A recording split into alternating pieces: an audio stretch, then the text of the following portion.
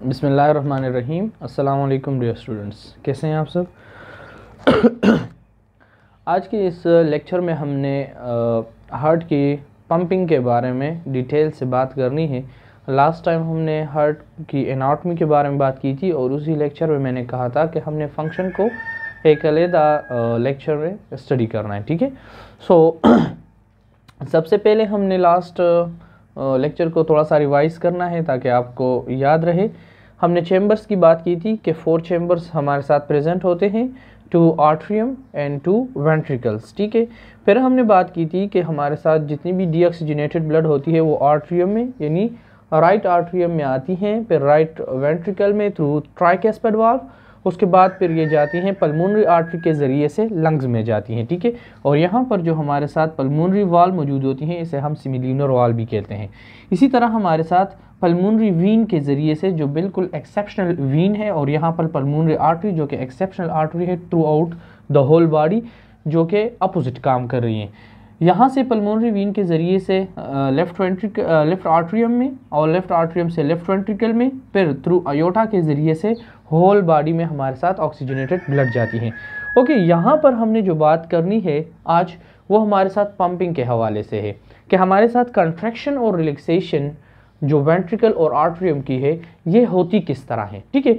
सो हमने बात करनी है कि हमारे साथ कार्डियक मसल्स मौजूद होती हैं और कार्डियक मसल्स क्या हैं, मसल सेल्स जिसके ज़रिए से हार्ट बना है, ठीक है। हार्ट के लिए हम वर्ड यूज़ करते हैं कार्डिया। अब कार्डियक मसल्स सेल की जो स्ट्रक्चर है वो किस तरह है। So the structure of the cardiac muscle cells are uninucleate. वो क्या है, यूनिन्यूक्लिएट है। यूनिन्यूक्लिएट का मतलब क्या होता है, वो सेल जिसमें सिर्फ एक ही न्यूक्लियस मौजूद होता है।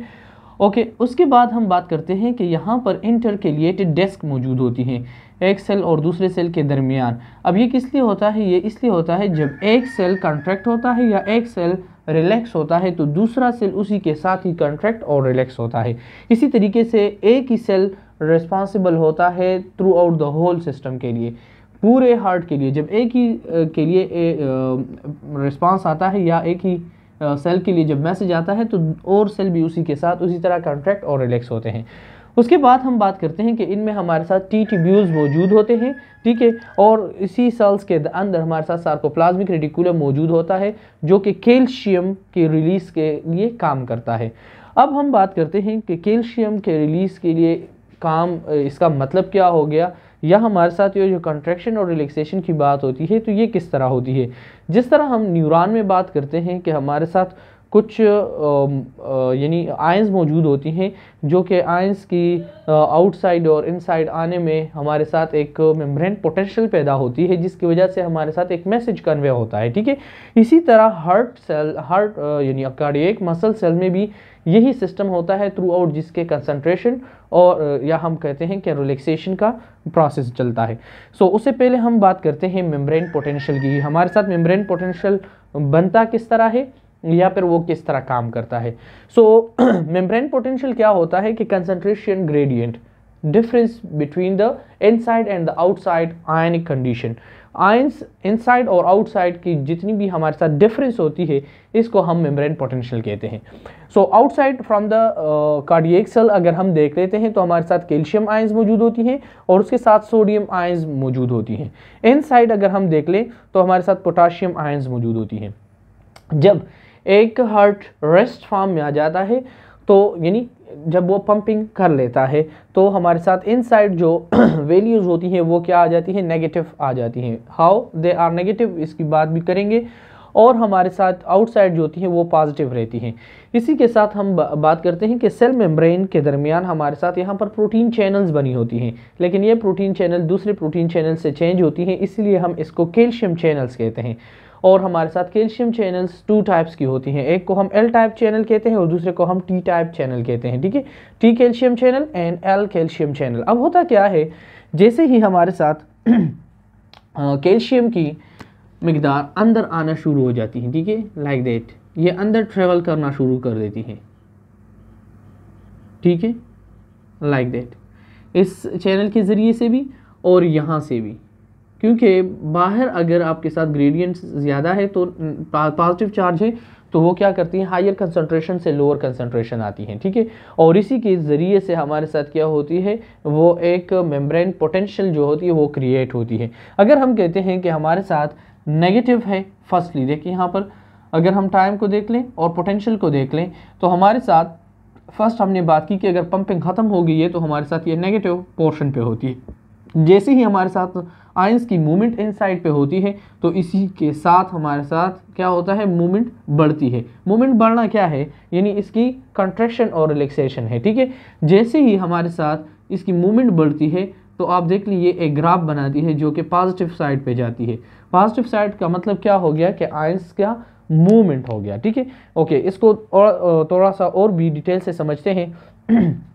फॉर एग्जांपल अगर हम एक्शन पोटेंशियल की बात करते हैं, ठीक है, action potential cross the muscular cells, या हम कहते हैं कि मसल सेल्स, कौन से muscle cell, cardiac muscle cell. Okay, इसको हम टाइम यानी मिली सेकेंड में देखते हैं और मेम्ब्रेन पोटेंशियल को मिली वोल्ट में देखते हैं। सो यहाँ से हम टाइम को देखते हैं, ठीक है, और यहाँ से हम मिली वोल्ट को देखते हैं। तो -90 से -60 -30 एंड +20 तक जाएंगे। जो फर्स्ट स्टेप है हमारे साथ बिल्कुल जो रेस्ट हालत में है उसको हम डीपोलराइजेशन कहते हैं। क्या कहते हैं, डीपोलराइजेशन, जो बिल्कुल रेस्ट हालत में है, यानी fast influx of sodium, influx of sodium. Okay, उसके बाद जैसे ही हमारे साथ आयंस की कंसंट्रेशन बढ़ती है, इट्स मीन कि हमारे साथ जैसे ही सोडियम आयन का अंदर आना बंद हो जाता है, ठीक है, जो स्टॉप कर लेता है और स्लो इनफ्लक्स हमारे साथ स्टार्ट हो जाती है, या हम कहते हैं कि यहाँ से बहुत ही तेज़ी से, यानी यहाँ से जब हम ऊपर जाएंगे इट्स मीन कि आयंस की कंसंट्रेशन अंदर आ रही है, यानी अंदर आना, आयंस की अंदर आने की वजह से हमारे साथ यहाँ पर ग्राफ पे आप अगर देख लें तो बिल्कुल पीक पे पहुँच जाती है। इसी तरह यहाँ पर एक स्टॉपिंग फेज आ जाती है, या हम कहते हैं एक कर्व आ जाती है जिसे हम प्लेटिव फेज कहते हैं। प्लेटिव फेज पर काम क्या होता है, सोडियम आयंस की जो मूवमेंट है इनसाइड वो बिल्कुल स्टॉप हो जाती है, लेकिन कैल्शियम की आयंस की जो मूवमेंट है वो थ्रू एल चैनल टाइप पर आना शुरू हो जाती है, लेकिन वो बहुत ही कम होती है, ठीक है। अब वो बहुत ही कम होने की वजह से यहाँ पर हमारे साथ एक कर्व सा बन जाता है, ठीक है, जो कि एल टाइप पर आती हैं। ओके, आफ्टर दैट यहाँ से दोबारा बिल्कुल एक यानी उतराई आ जाती है, बिल्कुल 100% सीधी उतराई आ जाती है। एक तो कर्व बन गया, कर्व के बाद बिल्कुल सीधा आते हैं तो उसे हम रीपोलराइजेशन कहते हैं, यानी डीपोलराइजेशन के बिल्कुल अपोजिट। सो यहाँ पर क्या होता है, कैल्शियम बिल्कुल स्टॉप हो जाती है, stop going inside and the potassium efflux start, ठीक है, और पोटाशियम की क्या हो जाती है, एफ्लक्स स्टार्ट हो जाती है। इसी तरह यहाँ पर ये दोबारा एक डीपोलराइज स्टेट पर आ जाती है और उसके बाद दोबारा ये हमारे साथ इसी तरह कंट्रैक्शन और रिलैक्सेशन होती रहती है।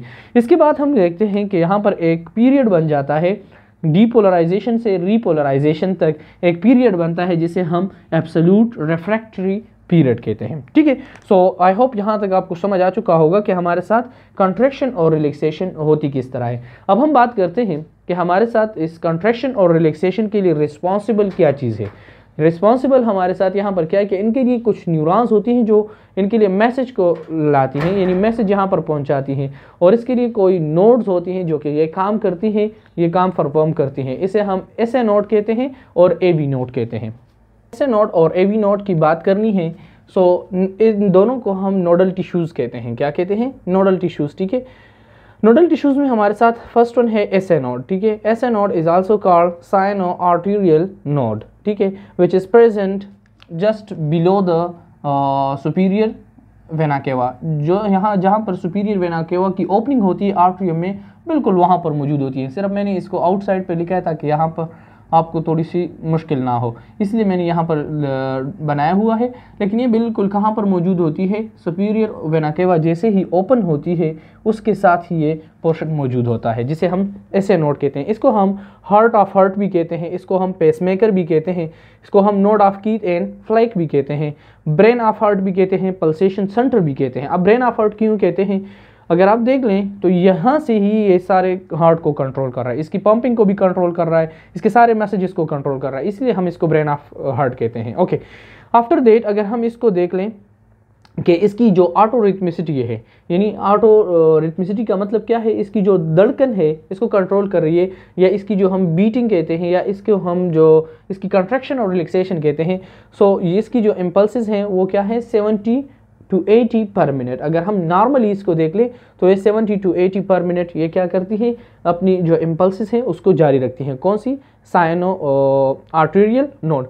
रिथमिक इम्पल्सेस जो कि ऐसे नोट की हैं इसको हम साइनस रिथमिया कहते हैं। ये आपने याद रखना है, एमसीक्यूज़ के लिए आ सकते हैं, साइनस रिथमिया एंड 70 to 80 पर मिनट। उसके बाद हमारे साथ दूसरी पोर्शन पर मौजूद होती हैं एट्रियोवेंट्रिकुलर नोड। ओके, यहाँ से जैसे ही मैसेज फॉरवर्ड होती हैं तो ये यहाँ पर आती है ऐसे नोड से एवी नोड पे।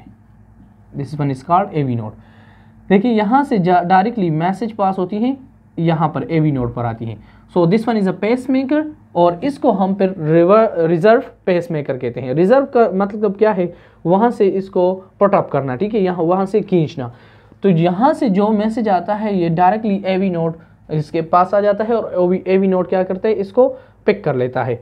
It concern with conduction of cardiac impulses generated by SA node. देखिए यहाँ से हमने बात की कि एसए नोड से जो भी इम्पल्स, या हम कहते हैं जो भी मैसेज कन्वे होता है वो डायरेक्टली ये एवी नोड उठा लेता है, ठीक है। उसके बाद एवी नोड क्या करता है एवी नोड यहाँ पर हमारे साथ बंडल ऑफ हिस मौजूद होती हैं, और हमारे साथ पुरकिंजी फाइबर मौजूद होती हैं। यहाँ से जैसे ही मैसेज फॉरवर्ड होता है तो यहाँ पर ये जो हमारे साथ सेप्टम मौजूद है, जिसकी वजह से हमारे साथ ventricular, both ventricular are separated from each other. So यहाँ पर ये 2 ब्रांचेस में डिवाइड हो जाती हैं, एक राइट साइड पे आ जाती हैं और दूसरी लेफ्ट साइड पे चली जाती हैं। ओके, आफ्टर दैट अगर हम इसकी बात करें, यहाँ पर भी एक इम्पल्स इससे जनरेट होती है जो कि 40 to 60 पर मिनट है, and this rhythmia is called nodal rhythmia, ठीक है। इसको हम साइनस रिथमिया कहते हैं, इसको हम नोडल रिथमिया कहते हैं। After that bundle of his की बात करते हैं, या हम कहते हैं कि एवी बंडल या आर्ट्रियोवेंट्रिकुलर बंडल जो कि प्रेजेंट होती है सेप्टम में और जाती है पुरकिंजी फाइबर्स तक। It concern with conduction of impulse from atria to the tip of ventricle. Atria से टिप ऑफ वेंट्रिकल में जितनी भी हमारे साथ मैसेज आती हैं तो ये भी वहाँ पर बंडल ऑफ हिस मौजूद होती हैं। बंडल ऑफ हिस हम इसलिए कहते हैं क्योंकि ये एक साइंटिस्ट था जिसने इसको डिस्कवर्ड किया था, ठीक है, डिस्कवर्ड बाय हिस, इसलिए हम इसको बंडल ऑफ हिस कहते हैं, ठीक है। इसको दूसरा नाम एवी बंडल भी कहते हैं, तो आपने इसमें कंफ्यूज नहीं होना। ओके, यहाँ पर जो हमारे साथ इम्पल्स जनरेट होती है वो 30 to 40 पर मिनट है, ठीक है, and that is called non rhythmic impulses, ठीक है।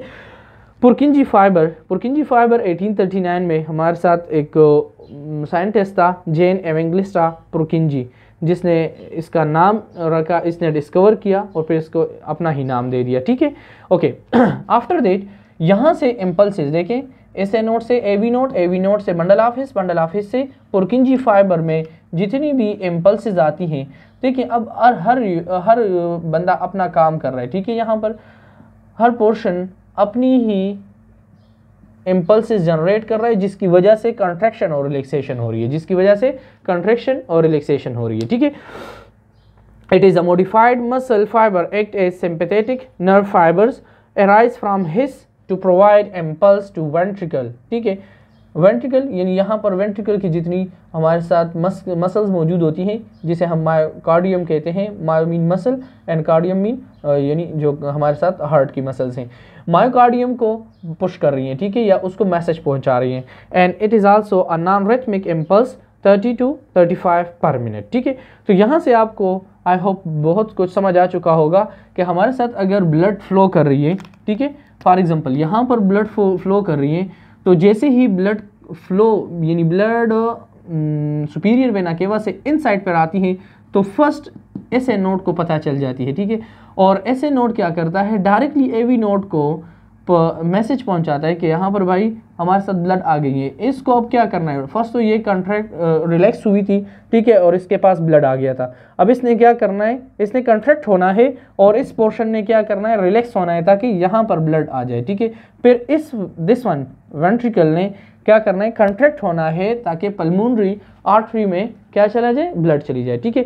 तो ये हमारे साथ एक डिटेल फंक्शन थी किस बारे में, कि हमारे साथ कंट्रैक्शन किस तरह हो रही है और रिलैक्सेशन किस तरह हो रही है। आई होप आपको समझ आ चुका होगा, और अगर आप समझ चुके हैं तो काइंडली अपने फ्रेंड्स के साथ भी वीडियोस ज़रूर शेयर किया करें, ठीक है।